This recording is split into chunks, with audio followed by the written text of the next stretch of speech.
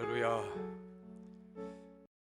우리 시편 23편 말씀은 눈을 감고도 외울 수 있을 만큼 참으로 친숙한 말씀이 아닐 수가 없는데요. 오늘 다시 한번 이 말씀을 통하여 주시는 하나님 은혜를 공유하기 원합니다. 우리 말씀을 봉독하실 때 한 절 한 절 우리 깊이 또 마음을 쏟으며 이 말씀의 의미에 아멘 하시면서 한번 더 교독해 주시면 감사하겠습니다. 제가 1절 봉독합니다. 여호와는 나의 목자시니 내가 부족함이 없으리로다.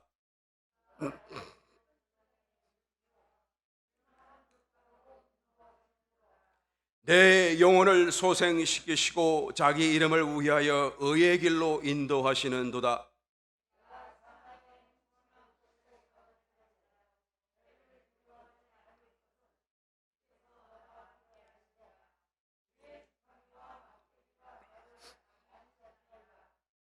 주께서 내 원수의 목전에서 내게 상을 베푸시고 기름으로 내 머리에 바르셨으니 내 잔이 넘치나이다.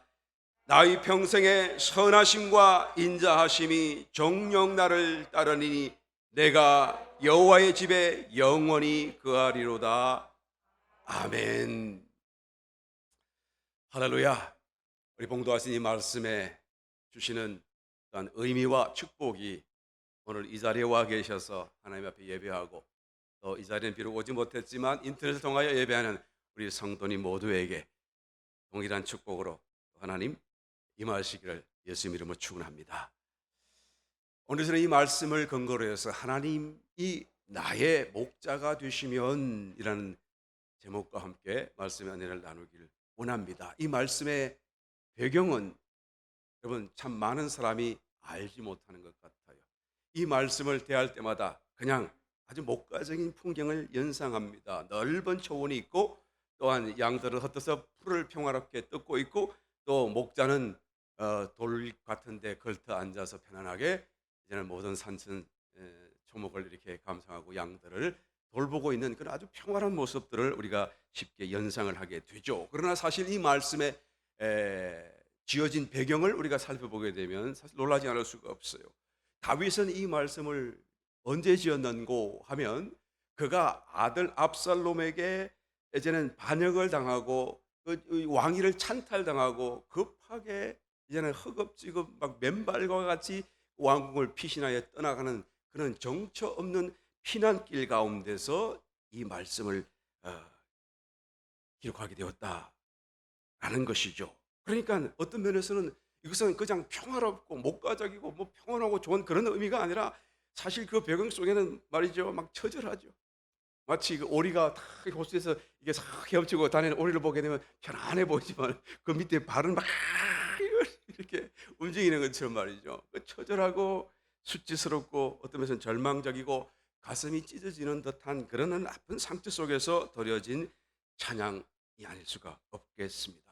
그런데도 불구하고 이 시편 23편의 말씀을 대하는 사람들마다 참 편안하다, 좋다, 참 뭔가 포근하다, 뭔가 풍성하다, 성리, 기쁨 막 이런 것을 느끼지 않습니까? 그러니까 신자들뿐만 아니라 불신자들 가운데도 이 말씀이 가장 인기 있는 하나의 말씀이 되고 있는 것을 우리가 보게 되는 것입니다. 여러분, 하나님이 나의 목자가 되시면 상황과 환경은 그토록 처절할지라도 그러나 내 마음은 이렇게 포근하고 이렇게 평화롭고 정말 모든 사람들이 의아해할 정도로 그 내막을 알고 보면 정말 놀랄 정도로 다른 평온함과 풍성함과 은혜와 또한 기쁨과 승리를 누릴 수 있게 될 줄 믿습니다.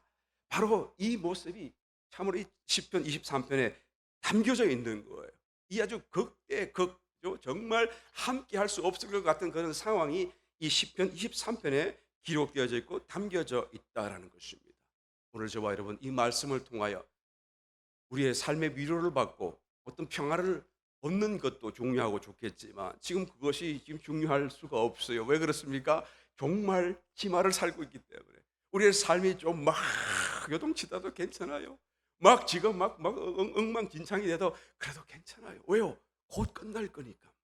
그것이 잘 돼도 끝나고 안 돼도 끝나고 곧 끝날 거예요. 시간이 얼마 남지 않았어. 그러므로 이 말씀을 대할 때 우리의 마음은 어떠합니까? 우리의 삶의 위로를 받고 평안을 누리기 위해서라기보다는 이토록 극대극의 상황 속에 도대체 이해할 수 없는 이런 평안이 있다는 것은 바로 다윗의 마음속에 하나님이 함께 하신다는 분명한 증거. 그죠? 도대체 다윗은 어떤 표징, 또 나타난 어떤 증거를 우리에게 보여주고 있는가라는 것을 한번 살펴보심으로써 나에게는 그런 것이 있는가? 나에게 그런 것이 있다고 한다면 나도 하나님과 지금 동행하고 있구나. 나도 지금 정말로 휴거받을 수 있는 대상이 되는구나 라는 것을 확신할 수 있게 될 줄 믿습니다. 할렐루야. 바로 그와 같은 것을 우리 이 말씀 속에 한 번 더 확인해 보고, 나는 과연 휴거 대상자의 반열 속에 있는가, 아니면 나는 떨어져 있는가 라는 것을 다시 한번 체크하면서 얼른 자신을 채찍질하고, 오늘 이 자리에 와 계신 성도님과 또 인터넷 통해 예배하시는 모든 성도님들 단 한 분도 빠짐없이 정말로 주님 오시는 그날에 이기는 자로서 정말로 여기서 말하는 그런 승리와 기쁨이 우리의 또한 간증이 되시기를 예수님 이름으로 축원합니다. 첫 번째로 어떤 하나의 증거를 보여주었습니까? 나는 부족함이 없다 라는 것을 말하였고 보여주었다라는 것입니다. 1절 읽어봅니다. 여호와는 나의 목자시니 내가 부족함이 없으리로다. 그가 나를 푸른 초장에 누이시며 쉴 만한 물가로 인도하시는도다. 부족함이 없다고 말하는 거예요. 여러분, 부족함이 없다는 것은 그 말의 깊이가 얼마나 깊은지 여러분 한번 상상해 보신 적이 있습니까? 이 말의 이 단어가 가지는 그 깊이가 얼마나 깊은지를 여러분 한번 깊이 한번 묵상해 보신 적이 있나요? 부족함이 없다고 말하는 거예요. 나는 삶에 부족함이 없다. 어느 정도가 되어야, 얼마나 부자가 되어야, 얼마나 많은 것을 가져야 그런 말을 감히 할 수 있을까? 과연 부자면 다 이런 말을 할 수 있을까? 아니면 다윗처럼 어느 한 나라를 맡았으면, 왕이 있으면 이런 말을 감히 할 수 있을까? 그럼 아마 왕이라고 할지라도 감히 이 말을 할 수 있을지는 못할 거라고 저는 생각이 듭니다. 어떤 사람이 저한테 그러대요. 아이고 목사님, 죽을 때 죽더라도 돈벼락 한번 맞고 한번 죽어봤으면 좋겠습니다. 그러더라고요. 돈벼락. 여러분, 벼락이 뭔지 아시잖아요. 예, 돈으로도 하여튼 맞더라도 그게 벼락이라고 한다면 그럼 맞고 죽는 건데 말이에요. 돈벼락 한번 맞아봤으면 좋겠습니다. 그러더라고요. 그러니까 죽어도 나는 좋으니까 돈 한번 확 쏟아지는 거 한번 벼락같이 한번 맞아보고 한번 살았으면 좋겠습니다. 라는 그런 말을 하는 분을 한번 본 적이 있어요. 근데 내가 볼 적에는 그 사람이 그렇게 가난한 사람도 아니고 빚에 쪼들리는 사람도 아닌데 왜 그렇게 마음에 그런 부족함을 느끼는지 참 이해가 안 되는 것은, 여러분, 우리의 마음속에 모든 하나의 욕심이 크든 적든 다 들어있지 않을까라는 생각을 하게 되더라는 것입니다. 톨스토이가 썼던 하나의 단편집 속에 사람에게는 얼마만큼의 땅이 필요한가라는 그런 제목의 짧은 그런 단편이 있지요. 거기에 보게 되면 주인공이 정말 말도 안 되는 작은 돈으로 말도 안 되는 그런 하나의 어떤 말할 수 없는 넓은 땅을 자기가 그냥 표시만 할 수 있으면, 정한 시간 내에 표시만 다 할 수 있으면 그 땅을 다 주겠다고 하는 마을이 있었어. 그 마을로 찾아가 가지고, 그죠? 그리고는 그냥 돈을 조금 지불하고 난 뒤에 자기가 그 땅을 차지하기 위해서 욕심을 부리고 또 가고 그래서 해지기까지 돌아와야 되는데 조금만 더 하다가 해가 뉘어지어 가니까 어떻게 하면 급하게 돌아오는데, 그러다 보니까 아무것도 먹지도 못하고 마시지도 못하고 몸은 지쳐 있는데 여하튼 가긴 가야겠고, 그래서 그냥 있는 힘을 다해서 그 본래 시작했던 그 지점으로 돌아왔긴 왔는데, 해가 꼴까닥하고 넘어가는 그 순간 맞춰서 들어오긴 들어왔는데 자기도 그냥 꼴까닥하고 죽어버렸어, 그 자리에서. 그래서 그 동네 사람이 참 안타깝다 생각하면서 그 사람을 이렇게 정리하고 장사해서 이렇게 땅에 파가지고 묻어주니까 땅이 요만큼이면 딱 됐던 거지. 예? 폭은 요만큼만 하면 되고 길이는 한 키 정도 길이만 있으면 그만한 땅만 있으면 되는 걸 가지고 얼마나 욕심을 부려야 하다 결국에는 그 땅도 못 가지고 죽고 말았다는 그런 이야기가 있어요. 여러분, 이 단편이 왜 이렇게 사람들 가운데 많이 감동을 줍니까? 우리의 마음속에는 욕심이 다 동일하기 때문에 그런 거 아니겠습니까? 우리의 모든 마음속에 다 숨어있는 욕심이 이와 같다라는 것을 우리도 다 긍정하기 때문에 그런 거 아니겠습니까? 저는 이것을 읽으면서 만약에 이 주인공이 죽지 않고 살았다고 한다면 죽었다가도 다시 살아난다고 한다면 그러면 과연 마음속에 행복할까? 만족해야 할까? 자기가 다 표시해서 얻게 된 그 싼 값으로 얻게 된 그 넓은 땅을 인하여 늘 감사함의 마음에 행복해야 할까라는 질문을 하게 되지 않을 수 없더라라는 것이죠. 우리의 마음속에는 이 욕심은 끝이 없어요. 도대체 이런 욕심마저도 잠재울 수 있는 어떤 것이 있길래 나는 부족함이 없다. 다윗은 도대체 무엇을 가졌길래 이와 같은 담대한 고백을 할 수가 있는 것입니까? 우리 봉독하신 말씀 바로 다시 1절로 돌아가서 봅니다. 내가 부족함이 없는 이유는 그 앞에 있죠. 여호와는 나의 목자이시기 때문이다 라고 말합니다. 하나님이 나의 목자가 되시기 때문에 나는 부족함이 없다라고 말하는 거예요. 여러분, 이 말의 의미는 우리는 다 이 감각으로 느끼지 못할지 모르겠지만 이 다윗은 정말로 체험 안에서 이 느낌을 가지고 그냥 이런 짧지만 강력한 하나의 간증을 하고 있는 거예요. 하나님은 목자가 되시고 나는 양이다. 이 목자와 양의 관계를 가지고 그래서 말하고 설명하면서 내가 부족함이 없는 이유를 증명하고 있는 것입니다. 여러분, 목자와 양의 관계는 하나님과 사람의 관계를 위하여 하나님이 성경 가운데서 말씀하고 있는 아주 핵심적이고도 또 거의 유일무이한 하나의 상징과 비유가 아닐 수가 없습니다. 가만히 묵상하면 할수록 다른 많은 짐승들 가운데 하나님이 양을 만드신 것은 아마 정말로 하나님과 우리의 관계를 하나님이 말씀해 주시고 보여주시고 깨닫게 하시기 위하여 일부러 양을 이렇게 만든 거 아닌가 할 정도로 생각이 될 정도로 양은 참 독특해요. 좋은 면으로 독특한 게 아니고 전부 다 그냥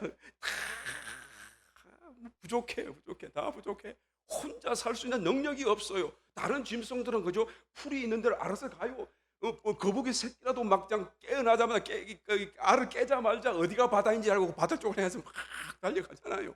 반대로 가면 죽는데 어떻게 알고 그러고 가느냐 그 말. 배우지도 않았는데 다 본능이 있는데 이 양은 그런 본능도 제대로 없어요. 그래서 풀이 어디에 있는지도 몰라요. 그냥 풀 찾다가 방황하다가 죽으면 죽었지 못 찾아. 살아온 짐승들이 달려오면 그러면 방어할 수 있는 그런 어떤 그런 게 있어야 될 거 아니겠어요? 뭐 뿔이 있어요. 뭐 그렇다고 해서 뭐 색깔로 숨깁니까? 아니면 막 그냥 뭐 그죠? 이빨이 강해서 막 같이 싸울 수나 있어요?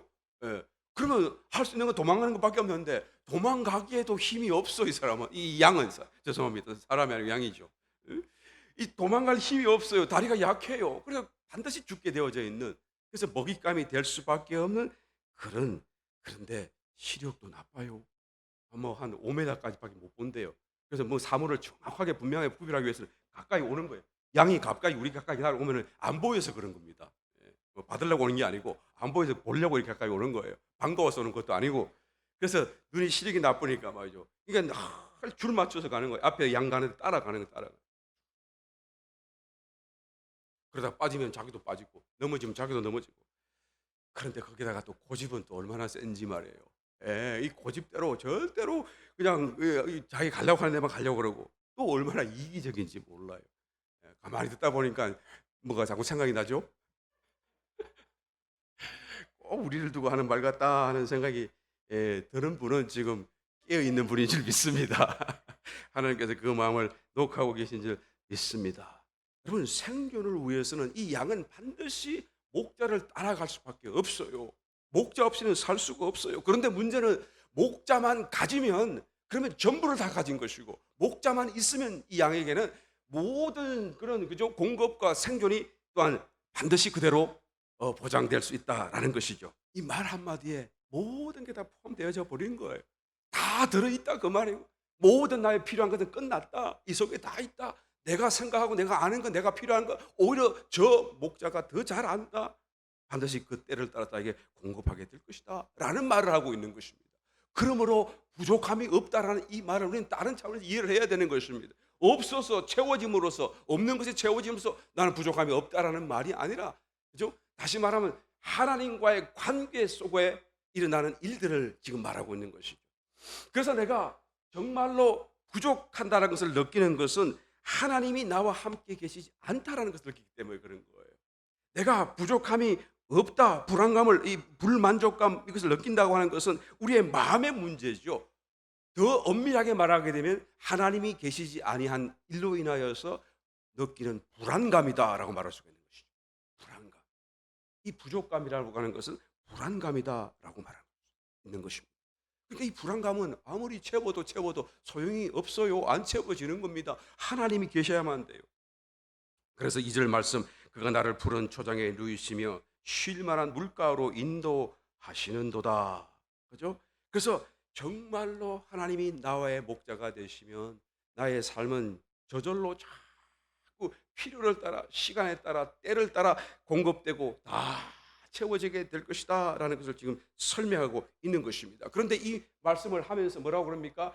미완료 시제를 쓰고 있어요. 좀 굉장히 어려운 문법적인 하나의 미완료, 완료하지 않은 시제를 쓰고 있는 것입니다. 그가 나를 푸르는 초장에 누이신다 하고 말, 누이신다 언제요? 옛날에도 했고 지금도 하고 앞으로도 할 것이다. 그 말을 다 포함하고 있는 미완료 시제인 겁니다. 쉴만한 물가로 인도하시는도다. 미래에 하는 것도 물론이거니와 옛날에도 그랬고 지금도 그러고 미완료 시제인 거예요. 그러니까 하나님이 모든 것을 나의 삶을 통하여, 시간을 통하여 다 채우신다. 나는 모든 것을 가졌고 하나님을 목자로 가졌기 때문에 나는 무엇이든지 할 수 있다라고 지금 고백하고 있는 것입니다. 사도 바울은 로마 감옥에 있음에도 불구하고 그런 빌립보서 4장 11절 이하의 말씀에 내가 궁핍함으로 말하는 것이 아니라 어떠한 형편에 있든지 내가 자족하기를 배웠노니 내가 비천에 처할 줄도 알고 풍부에 처할 줄도 알아 모든 일에 배부르며 배고픔과 풍부와 궁핍에도 일체의 비결을 내가 배웠노라. 그 일체의 비결이 무엇입니까? 내게 능력 주시는 자 안에서, 내가 능력 주시는 하나님 그리스도 안에 있기 때문에 나는 모든 것을 할 수 있느니라 라고 고백하고 있는 것입니다. 여러분, 나에게는 부족함이 없다는 것을 고백할 수 있습니까? 한번 돌아보기 원합니다. 만약에 그 고백을 우리가 할 수 있다고 한다고 하면 그것은 바로 하나님이 나와 함께 계시다는 사실을 또한 동시에 나는 느끼고 있다라는 말씀. 나는 나에게 뭔가 부족함이 없다라는 말을 감히 못하겠다라고 하는 것은 하나님이 나와 함께 하시고 계시다는 이것을 그만큼 느끼지 못하고 있다라는 것을 말하고 있는 것입니다. 여러분, 그와 같은 느낌과 고백을 할 수만 있다고 한다면 그 사람은 휴거 대상자입니다. 할렐루야, 할렐루야. 꼭 그렇게 되시기를 예수님이 축원합니다. 두 번째로 다윗은 어떤 하나의 증거를 보여주었습니까? 내 영혼이 소생되고 있다는 것을 그는 분명하게 표현하고 있습니다. 3절 4절 말씀, 내 영혼을 소생시키시고 자기 이름을 위하여 의의 길로 인도하시는도다. 내가 사망의 음침한 골짜기로 다닐지라도 해를 두려워하지 않을 것은 주께서 나와 함께 하심이라. 주의 지팡이와 막대기가 나를 안위하시나이다 라고 고백하고 있어요.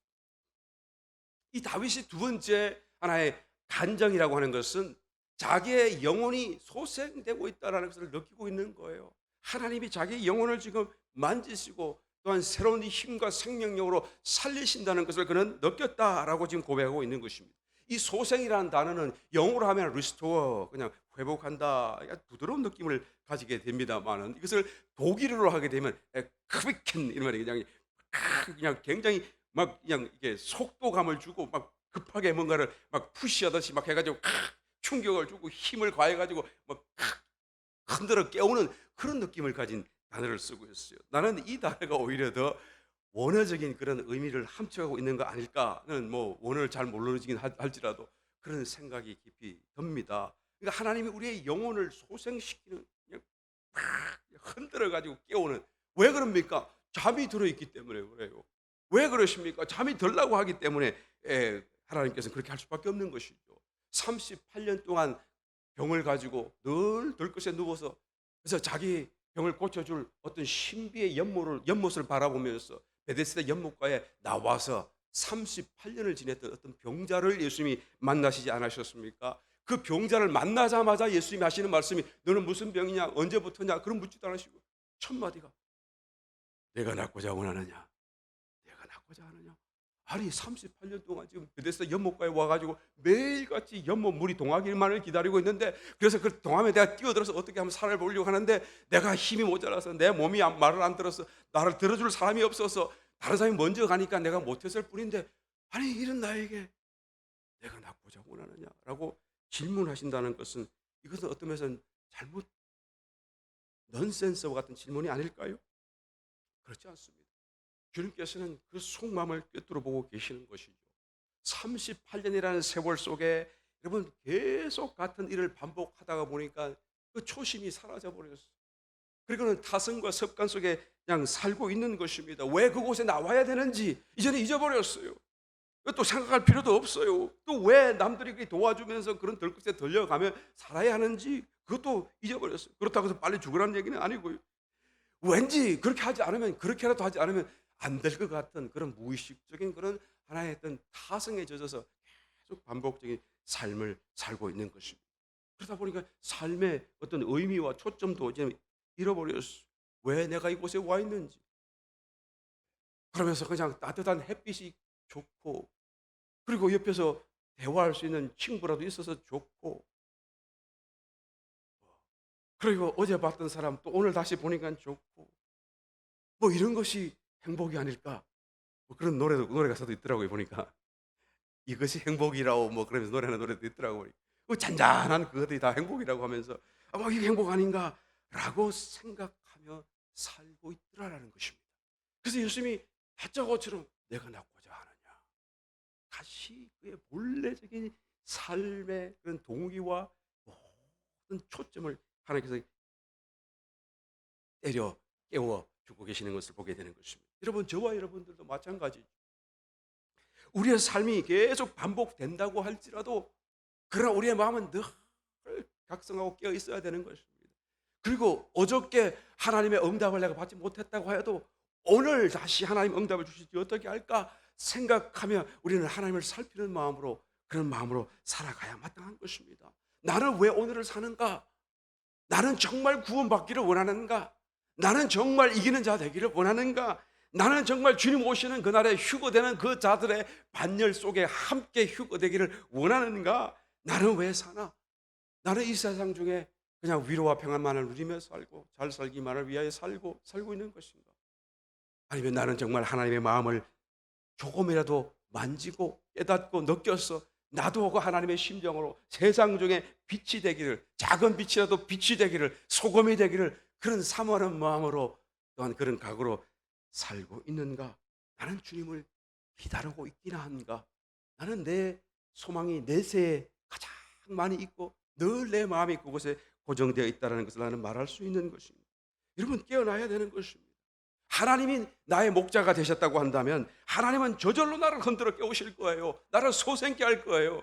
그런데 하나님이 나의 목자가 안 되어 계시는 거예요. 지금 당장에 하나님은 나의 목자가 되시기를 원하지만 나는 하나님을 관심하지 않고 하나님을 바라보지 않기 때문에 내 영혼이 점점 잠들고 있게 되는 것입니다. 그러나 하나님을 나의 목자로 모시게 되면 그 목자이신 하나님이 내 영혼을 소생시키시고 그 지팡이와 막대기로 나를 또한 깨우시기까지 나를 또한 소생케 해 주셔서 그 다음에 어떻게 하죠?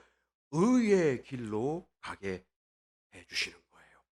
그래서 하나님이 내 영혼을 소생한 걸 내가 어떻게 합니까? 내가 매일매일 사는데 점점 내가 점점 의로워진다는 어떤 느낌을 가져요. 자기 자신을 보면 아무것도 아닌데 나는 왠지 모르게 자꾸 의의 이 무슨 그런 의로움이 자꾸 생기고 담대해지게 되고, 기도를 하는데도 그냥 하나님, 옛날에는 하나님 좀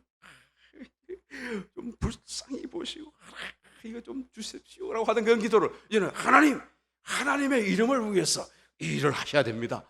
하나님, 얼마나 담대해지는지 모르. 또 문제와 죄와 원수와 세상과 또한 사단 앞에서도 굉장히 담대해지는 자신의 모습을 점점 느끼게 되는 것입니다. 여러분, 의라고 하는 것은 심판과 연관되어져 있잖아요. 그렇죠? 심판의 기준이 의잖아요. 그러니까 의가 있으면, 의가 기반으로 되어 있으면 심판을 이기는 것입니다. 그러니까 담대해지게 되는 것이죠. 이 심판은 무엇을 분별하는 것입니까? 뭐를 가름하는 것입니까? 생사, 살고 죽는 거, 영원히 살고 영원히 영별받는 이런 것을 가늠하는 것이 심판이거든요. 그 정말 두려워하지 않을 수 없는 사건 아니겠습니까? 그런데 그 심판 앞에 내가 두려움을 느끼지 않는다는 것은 의가 뭔가 느껴지고 의가 뭔가가 나에게 잡힌 바 되어지는 어떤 느낌으로 나에게 다가오기 때문이다라고 말하지 할 수가 없다 그 말이에요. 그래서 목자신 하나님이 나의 영혼을 소생하고 의의 길로 날마다 점점 더 의를 느끼니까 어떤 고백을 합니까? 4절 내가 사망의 음침한 골짜기로 다닐지라도 해를 두려워하지 않을 것은 주께서 나와 함께 하십니다. 주의 지팡이와 막대기가 나를 안위하신다라고 고백하는 것입니다. 내가 정말로 의에 담대해지니까 이제는 사망의 음침한 골짜기를 다닐지라도 나는 두렵지가 않다라고 말하는 거예요. 여러분들은 두렵지 않습니까? 이런 고백을 할 수가 있습니까? 할 수 있게 되시기 위해서 축원합니다. 역병 앞에서도 세태와 모든 세상의 그런 정세 앞에서도 천재지변 앞에서도 두렵지 않다라는 고백을 할 수 있게 되시기를 예수님 이름으로 축원합니다. 여러분 이 사망의 음침한 골짜기라고 하는 것은 정말로 그냥 성서 지역의 그런 지역 특성상 아주 특별한 어떤 그런 환경적인 특성을 가지고 있어요. 우리가 흔히 볼 수 있는 것들이 아닙니다. 그냥 절벽, 깎아지런들한 절벽인데 우리 보통 절벽 그러면 한 면만 그냥 절벽이고 나머지는 바다거나 뚫혀 있잖아요. 그런데 성경에 나오는 그 지역 유대 광야의 그런 이 절벽은요, 이 어떤 곳인가 하면 아주 혹은 좁은데 갑자기 그 땅이 지진이 난 것이 갈라지듯이 푹 꺼져 있는 거예요. 정말로 깎아지는 수직 절벽이죠. 그것이 어떤 거는 40m의 높이가 될 수 있고 어떤 것은 막 1km까지 높은 그런 곳도 있어요. 그런데 가까이 가기 전에는 그게 눈에 안 들어와요. 눈이 어두운 양에게는 엄청나게 두려운 사건 아닐 수 없어요. 목자에게도 두려운 사건이죠. 그 위를 걷다가 혹시 잘못하면 그냥 낭떠러 떨어서 정말 사체를 찾을 수 없을 만큼 큰 하나의 위협이 되게 되는 것을 보게 되죠. 어떻게 가까이 갔는데 뭣도 모르고 바람이 훅 불어가지고 떨어질 수도 있고요. 또 그 밑에는 또 얼마나 무섭습니까? 햇빛이 내리 쪼이지 못하니까 거기는 음침해요. 그래서 맹수들이 들어와 가지고 언제든지 약한 짐승들이 오기를 기다리고 있는. 그래서 언제 죽을지 언제 올지 정말 엄침하고 서산하고 두려움이 밀려오는 곳이 아닐 수가 없는 그런 장소가 바로 여기서 말하는 사망의 음침한 곳이라는 장소인 것입니다. 그것을 완전히 다 빠져나오기 전에는 정말 결코 유쾌할 수 없는 그런 장소죠. 그런데 살다가 보면 그런 곳을 만날 때가 있다 그 말이에요. 여의치 않게 의도적이지 않게 말이죠. 그런데 다윗은 그것이 두렵지가 않다라고 지금 고백하고 있는 것입니다. 왜 이런 고백을 할 수 있는 것인가? 무엇을 근거로 하는 것인가? 말씀을 깊이 한번 묵상해 보는데요. 놀라운 사건은 바로 그 말씀 안에 담겨져 있는 것을 우리가 발견할 수 있는 것입니다. 그 3절 말씀에요. 내 영혼을 소생시키시고 자기 이름을 위하여 의의 길로 인도하시는도다 할 때는요.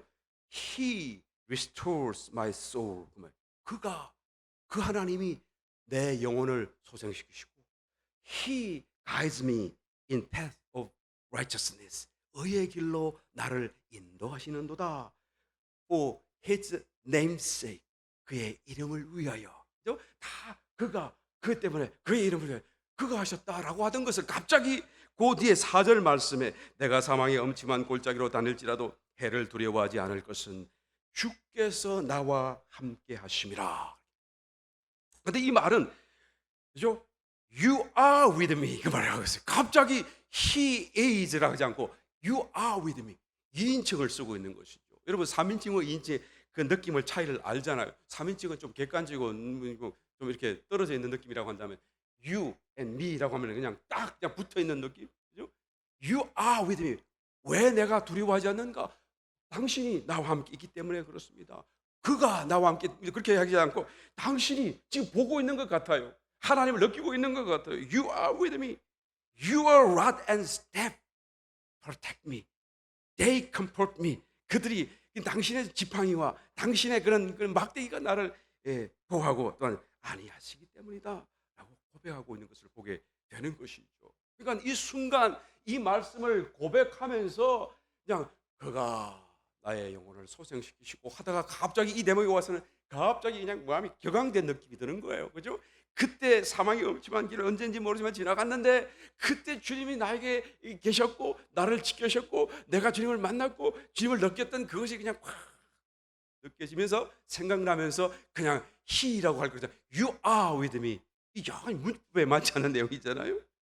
Your rod and staff. 당신의 막대기와 지팡이가 나를 보호하셨기 때문입니다. 지금도 하시기 때문입니다. 그러므로 나는 두려워하지 않습니다. 라고 고백하는 거예요. 여러분 이 다윗의 마음이 느껴지는지 모르겠어요.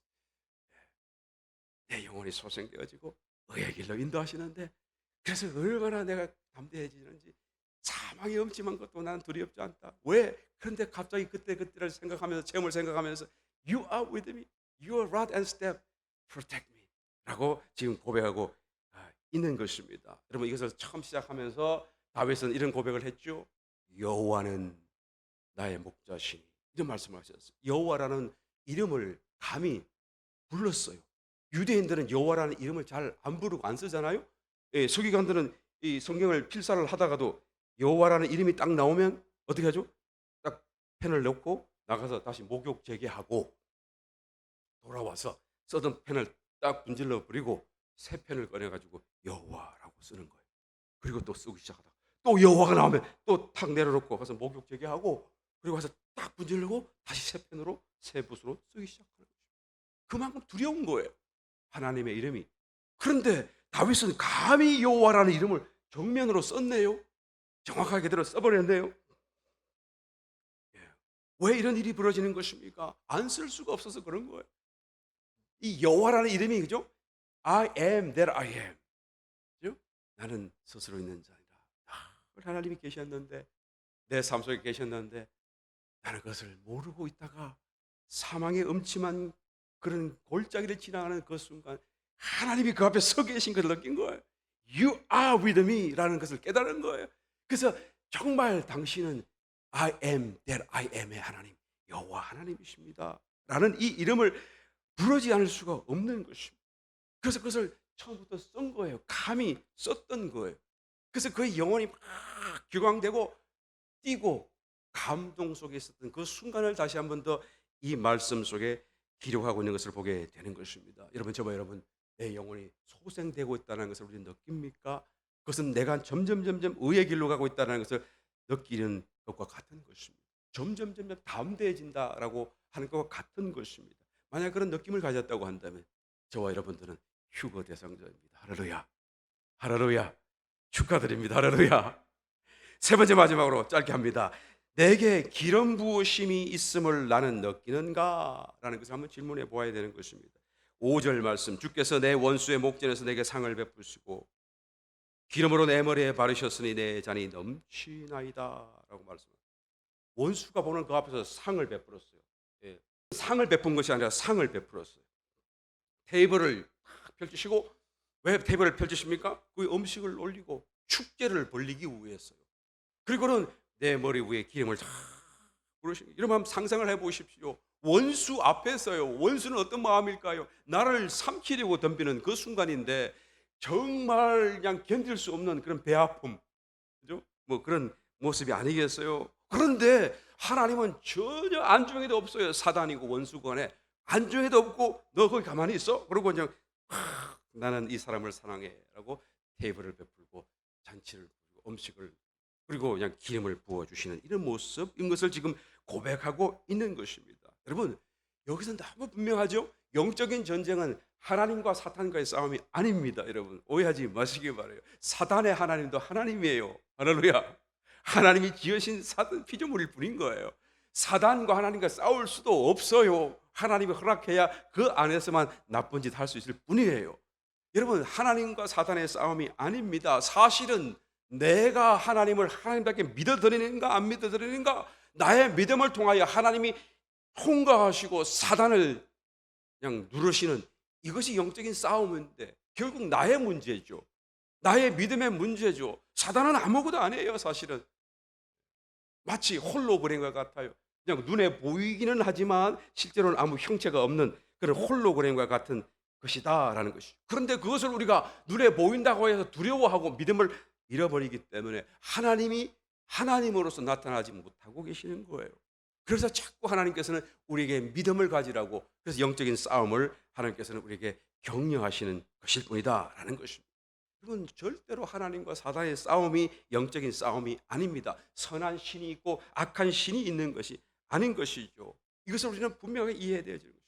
그래서 하나님이 내 속에 와 계시다고 한다면 나에게는 이런 기름 부으심이 있어요. 사단은 거기 있어라. 그리고 그 앞에서 하나님은 정말로 나를 높이시는, 다윗이 실제로 그의 삶 속에 이런 체험을 했던 것을 볼 수가 있죠. 사무엘하 17장 27절 말씀을 가서 보게 되면, 다윗이 마하나임에 이르렀을 때에 암몬 족속에게 속한 랍바 사람 라하스의 아들 소비와 로데벨 사람 암미엘의 아들 마길과 로길림 길라 사람 바라실레가, 그죠? 이 세 사람이 나타나서 어디에서요? 마하나임에서. 마하나임이 어딘가 하면은 요단강을 건너자마자 한 5km 정도 있는 아주 가까운 거리에 있는 마을 성읍이죠. 거기를 왜 다윗이 왜 갔습니까? 압살롬이 지금 막 자기를 죽이려고 달려오니까 말. 근데 그날 밤, 바로 그 전날 밤에 그 요단강 건너지 못했던 그 서편에 있었는데, 그런데 갑자기 그날 밤에 막 잡으러 들어오겠다고는 정보를 얻고 부랴부랴 그 요단강을 밤새워 건넜던 거예요. 밤에 잠도 못 자고 허겁지겁 건넜어요. 건넜더니 마하나임인 거예요. 그 마하나임에 이래가지고 막 그리고 지금 이 압살롬 아들은 온 이스라엘 군대를 다 이끌고 이는 따라와 가지고 그 다음 날 함께 요단강을 건너와서 지금 진을 치고 지금 삼키려고 하고 있는 이런 상황이죠. 그런데 보십시오. 그 마하나임에 이르렀는데 허겁지겁과 정신이 없는데 그 집에 세 사람이 나타나더니 뭐라 그럽니까? 28절, 침상과 대야와 질그릇과 밀과 보리와 밀가루와 볶은 고식과 콩과 팥과 볶은 녹두와 꿀과 뻐드와 양과 치즈를 가져다가 다윗과 그 함께한 백성에게 먹게 하였으니 이는 저희 생각에 백성이 들여서 시장하고 고나고 목마르겠다 합니다. 이렇게 기록하고 있어요. 그러니까 잔치를 벌이는 거죠, 사실은. 그죠? 이 14가지 다 세어봤어요, 제가 보니까. 14가지를 왜 기록합니까? 우리가 볼 적에는 그게 그거, 그게 그 같은데 왜 다 기록합니까? 이 지금 잔치스럽다라는 것을 지금 말씀해 주시려고 그러는 거예요. 왜 이렇게 상세하게 기록합니까? 보니까 침상도 있네요, 침상. 그 다음에 대야도 있고, 그냥 그릇도 있고, 막, 그래서 물 마셔라, 그 말이죠. 그리고 모든 다른 음식들이 함께 있어서 막 잔치같이 벌려놓고, 그리고는 이제는 이 사람들에게 위로하는 모습이 바로 이 장면인 것이죠. 다윗은 이 순간 후랴후랴 허겁지겁 도망오다가 휴, 죽을 뻔했다라는 생각을 가지고 있는 그 순간, 자기 눈앞에 펼쳐지는 이 놀라운 광경을 보고 무엇을 생각했을까요? 하나님을 생각. 바로 이 구절을 고백하는 것입니다. 주께서 내 원수의 목전에서 내게 상을 베푸시고 기름으로 내 머리에 바르셨으니 내 잔이 넘치나이다. 너무 기쁜 거예요. 하나님의 임재가, 하나님의 어떤 그런 축복이 내 마음에 넘치는 것을 지금 여기서 실제 체험 속에서 고백하고 있는 것을 보게 되어지는 것입니다. 여러분, 기름 부으심은 성도 안에 이미 와 있는 것을 믿으시면 아멘 하시기 바라요. 하나님이 특별한 경우에 기름 부으실 때가 있어요. 왕을 세우실 때, 또 제사장을 세우실 때, 또 선지자로 보내실 때, 이 세 가지 경우에 하나님께서 기름을 부으셨는데요. 그런데 신약 성도는, 그죠? 왕 같은 제사장이잖아요. 신약 성도 안에는 말씀이신 하나님이 그 영으로 들어와 계시잖아요. 그러니까 선지자 중에 선지자, 신분으로 보게 되면, 내가 삶은 그렇게 못 산다고 할지라도 우리의 신분과 상태를 보게 되면 선지자 중에 선지자의 모습인 거예요. 왕이고 제사장인 거예요. 이미 하나님이 우리에게 기름을 부으신다고 한다면 구약의 어떤 경우보다 더 강력하게 기름을 부으시고 부으실 수밖에 없는 상황이 된 것을 우리는 알아야 되는 것이죠. 모든 신성의 충만함을 갖고 그 상태로 계시는 하나님이 우리 속에 들어와 계셔서 그냥 움직이기만 하면 기름이 쏟아져요. 조금만 움직여도 기름이 쏟아져요. 그게 우리 속에 일어나는 기름 부으심의 증거인 것입니다. 그러므로 요한일서 2장 27절에 말씀하시기를 너희는 주께 받은 바 기름 부음이 너희 안에 그하나니 아무도 이것을 모른다 하지 말라, 부인하지 말라, 그대로 순종하라. 사도 요한이 말씀해주고 있는 것을 보게 되는 것입니다. 세상과 환경이 요동칠지라도 정말로 원수가 내 앞에서 나를 삼키듯이 힘든 상황 속에 나를 몰아 붙인다고 할지라도 내 마음에는 이와 같은 상이 보입니까? 주님이 내 머리 위에 힘 부으신다는 것을 내가 느낄 수가 있는 것입니까? 만약 그런 느낌이 있다고 한다면, 내 마음은 잔치라고 한다면 그 사람은 휴거 대상자입니다. 할렐루야. 이와 같은 느낌과 또한 영적인 그런 하나의 각성이 우리 모두에게 일어나서 적어도 이 중에 한 가지라도 나는 담대히 고백할 수 있다라는 그런 간증이 일어나서 주님 오시는 그날에 우리 모두가 열림받는 놀라운 축복이 되시기를 예수님 이름으로 다시 한번 축원합니다.